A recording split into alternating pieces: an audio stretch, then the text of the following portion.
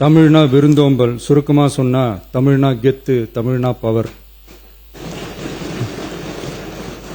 அந்த தமிழோட புகழ சொல்ற தமிழ்தாய் வாழ்த்துல அனைத்து உலகமும் இன்பமுறன்னு சொல்லி உலகத்தையே நம்ம தமிழ் உயர்த்தி பிடிக்குதே தவிர எந்த மொழியையும் எந்த மதத்தையும் எந்த இனத்தையும் எந்த ஒரு தனி மனுஷனை கூட தாழ்த்தி பேசல, யாரையும் கொஞ்சம் கூட காயப்படுத்தல.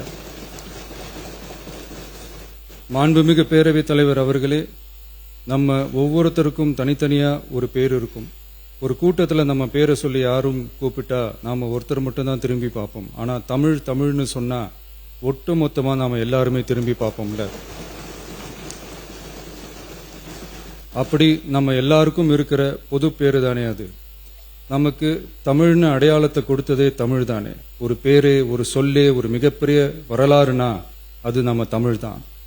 அந்த தமிழை உயர்த்தி பிடிக்கிற தமிழை பின்னாடி தள்ளினா தமிழ்நாடு எப்படி பொறுத்திருக்கும்?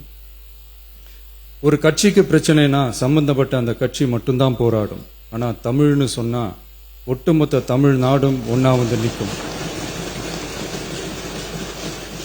அதனாலதான் சொல்றோம், தமிழ்னா உயிர், தமிழ்னா உணர்வு.